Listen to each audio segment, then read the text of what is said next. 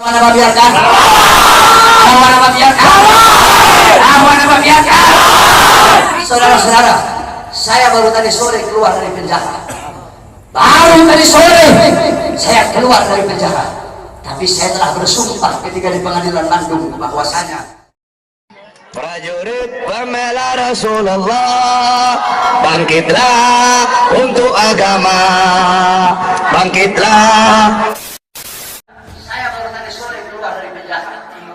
Baru tadi sore saya keluar dari penjara, tapi saya telah bersumpah ketika di pengadilan Bandung bahwasanya saya Bahar bin Smith bersumpah ketika itu di hadapan para hakim, di hadapan para jaksa, di hadapan para pengacara, di hadapan para seluruh hadirin yang hadir. Saya bersumpah, saya Bahar bin Ali bin Smith bersumpah demi Allah, selama kedua mata saya masih terbuka untuk melihat kemungkaran, melihat penderitaan rakyat, melihat kesusahan rakyat, maka selama itu tidak ada satupun yang bisa membungkam mulut saya.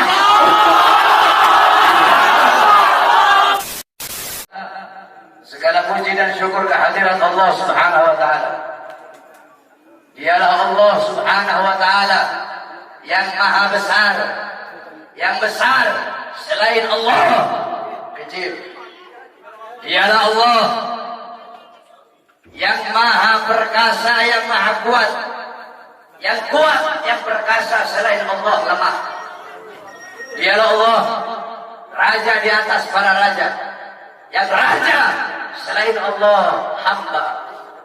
Dialah Allah Subhanahu wa taala yang maha berkuasa selama-lamanya, yang berkuasa selain Allah kadang berkuasa dan kadang tidak berkuasa. Dialah Allah Subhanahu wa taala yang maha kaya, yang kaya selain Allah miskin. Dialah Allah yang maha hidup, yang hidup selain Allah pasti akan mati, yang ada selain Allah pasti akan tiada, yang wujud selain Allah pasti akan binasa. Sedangkan hidupnya Allah, adanya Allah, wujudnya Allah kekal abadi, tidak akan pernah musnah dan tidak akan pernah binasa. Dialah Allah yang maha berilmu, yang berilmu selain Allah adalah pencari ilmu. Dialah Allah yang maha tahu, yang tahu selain Allah adalah pencari pengetahuan. Dialah Allah Subhanahu wa taala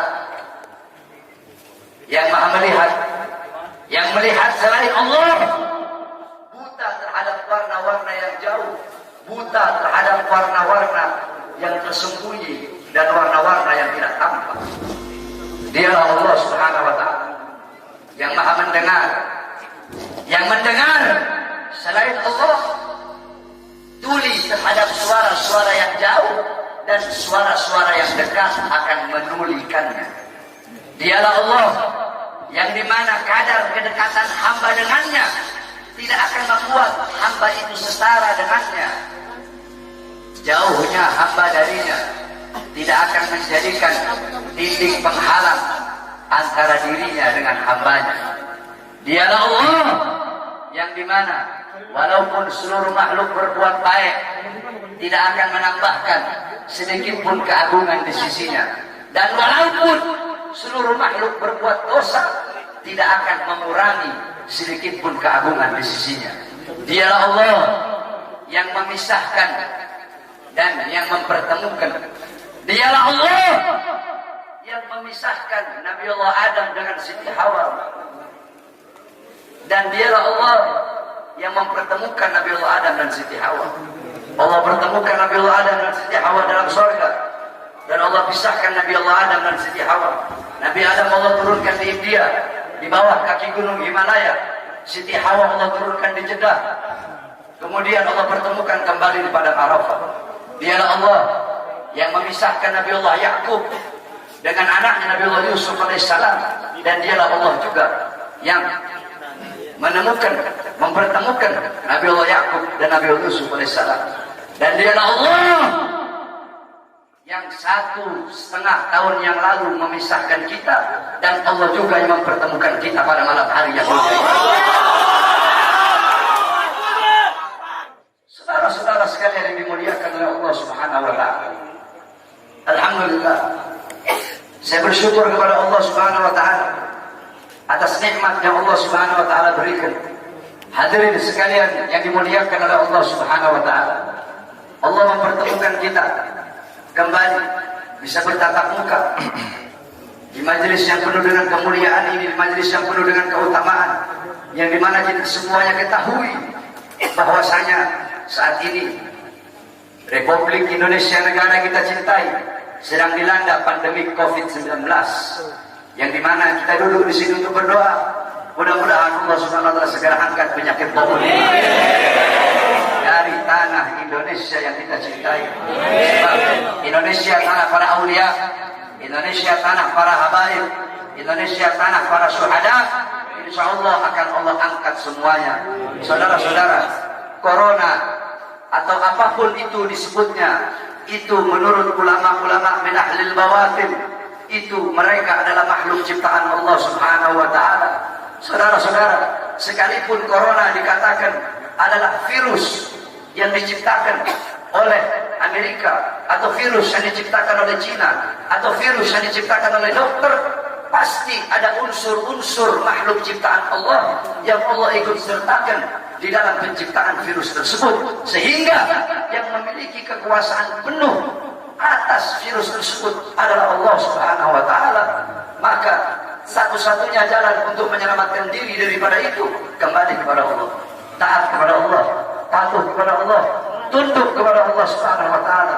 Ketika engkau takut kepada Allah Subhanahu wa taala, akan Allah tanamkan dalam hati para makhluk rasa takut kepadamu. Ketika engkau kembali kepada Allah, takut kepada Allah, taat kepada Allah, apakah ada satupun makhluk yang bisa mencelakaimu? Saudara-saudara, ada penyakit yang lebih berbahaya dari corona. Apa itu? Hati yang lebih takut kepada corona daripada hati yang takut kepada Allah Subhanahu wa taala. Hatimu takut kepada corona, sampai-sampai kau lebih takut kepada corona daripada Allah. Itu adalah penyakit yang lebih berbahaya daripada corona itu sendiri. Oleh karenanya bukan berarti kita tidak harus ikhtiar, tetap kita ikhtiar dengan masker. Sebab itu diajarkan oleh para ulama dan diajarkan oleh orang-orang soleh. Tetapi jangan juga terlalu lebay sampai masjid-masjid ditutup, sedangkan mal tetap buka, Carrefour tetap buka, Carrefour milik orang asing, mal-mal milik orang asing, tempat-tempat yang jual beli sembako milik orang-orang asing dibuka, sedangkan milik pedagang-pedagang kecil ditutup. Apakah ini tidak merugikan rakyat? Apa yang mau terjadi di negara, saudara-saudara? Saudara-saudara sekalian yang dimuliakan oleh Allah, ada apa ini, saudara-saudara? Semua orang-orang disuruh berdiam diri dalam rumah, sedangkan tenaga kerja asing dari Cina mereka kirim sebanyak-banyaknya. Kalian mau bikin susah rakyat, kalian mau bikin rakyat kalian mati kelaparan, kalian yang menyusahkan rakyat, kalian yang menderitakan rakyat, kalian yang bikin rakyat kalian susah. Sudah sering saya katakan, saudara-saudara, para pahlawan-pahlawan, beliau-beliau mengorbankan jiwa, nyawa, darah, harta, keringat demi NKRI, demi kemerdekaan. Itu pahlawan. Pejabat-pejabat sekarang, pemerintah sekarang, mereka bukan berkorban demi rakyat, mereka bukan berjuang demi rakyat, tapi rakyat yang mereka korbankan, negara yang mereka korbankan, orang susah yang mereka korbankan demi kepentingan perut, partai, dan politiknya masing-masing. Oleh karena itu saya tanya, lawan apa biarkan? Lawan apa biarkan? Lawan apa biarkan? Saudara-saudara, saya baru tadi sore keluar dari penjara. Baru tadi sore saya keluar dari penjara. Tapi saya telah bersumpah ketika di pengadilan Bandung bahwasanya saya, Bahar bin Smith, bersumpah ketika itu di hadapan para hakim, di hadapan para jaksa, di hadapan para pengacara, di hadapan para seluruh hadirin yang hadir. Saya bersumpah, saya Bahar bin Ali bin Smith bersumpah demi Allah, selama dua mata saya masih terbuka untuk melihat kemungkaran, melihat penderitaan rakyat, melihat kesusahan rakyat, maka selama itu tidak ada satupun yang bisa membungkam mulut saya.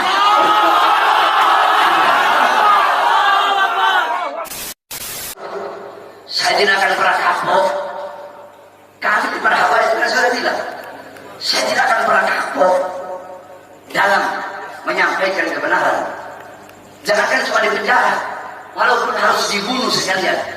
Andaikan dibunuh, mayat saya tiba di sini, anak istri saya akan tersenyum menyambut mayat saya, saudara-saudara. Kenapa? Saya bukan penjahat, saya bukan koruptor, saya bukan narkoba, saya bukan maling, tapi saya membela agama Allah. Saya bela ajaran datuk saya Rasulullah. Saya membela kehormatan para habaib, para anak cucu Rasulullah Sallallahu Alaihi Wasallam. Sehingga pada tadi sore, alhamdulillah, berkat doa semua umat Islam, doa para ulama, para habaib, saya bebas. Dan malam hari ini saya berbicara di hadapan engkau semua umat Islam. Dan jikalau apa yang saya bicarakan ini menjadi masalah, menjadi perkara, saya ridho, saya ikhlas. Besok di penjara lagi tidak jadi masalah buat saya. Oleh karena itu, tetap kita harus ikhtiar, berusaha dengan memakai masker, dengan wudu. Sebab itu diajarkan oleh Rasulullah SAW. Tidak bisa itu cuma tawakal, hidup mati di tangan Allah. Tidak ada ikhtiarnya, keledai, wudu itu. Dulu ada sahabat Nabi Muhammad itu punya onta, dibiarkan begitu saja. Kata Nabi, kenapa kau biarkan? Saya tawakal sama Allah. Kata Rasulullah, salah, ikat kau punya onta. Itu ikhtiar, usaha agar ontamu tidak hilang. Kalau sudah ikhtiar, baru kamu doa, ya Allah, jaga saya punya onta biar tidak hilang. Ikhtiar udah, baru terakhir kau tawakal. Ikhtiar udah, doa udah, baru tawakal. Mau hilang kayak mau enggak kayak urusan Allah.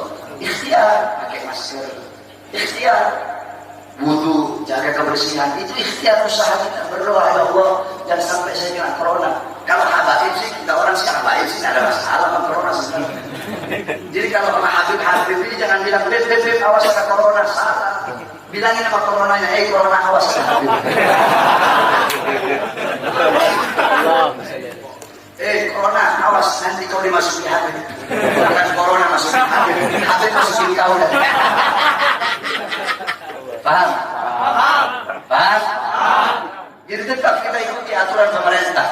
Selama aturan pemerintah itu tidak melanggar agama, kita sebagai warga NKRI yang baik wajib taat, wajib patuh kepada peraturan pemerintah, peraturan MUI. Betul?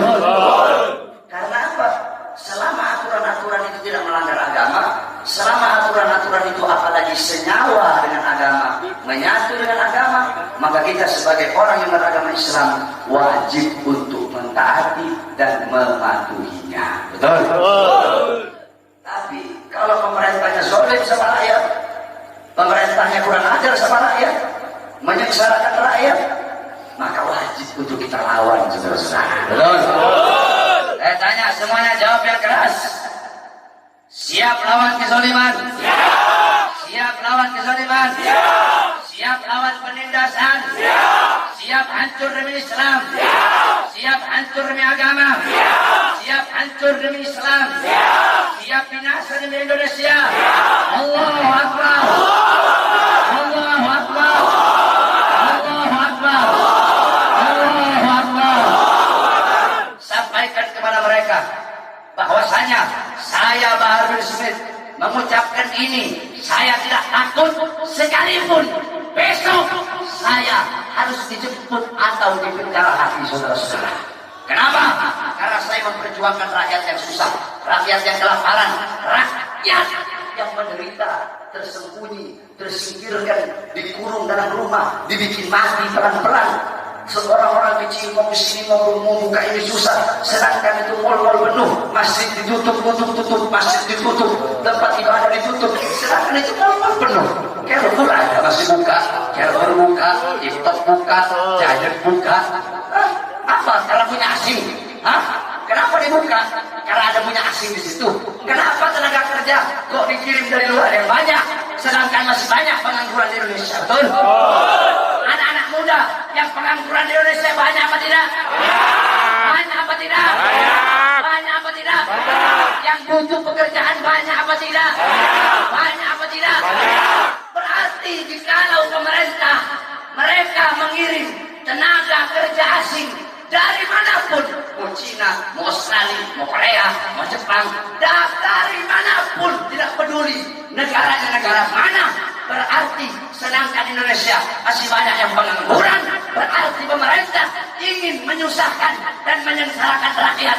Maka kita sebagai rakyat, khususnya umat Islam, wajib untuk melawan sampai titik darah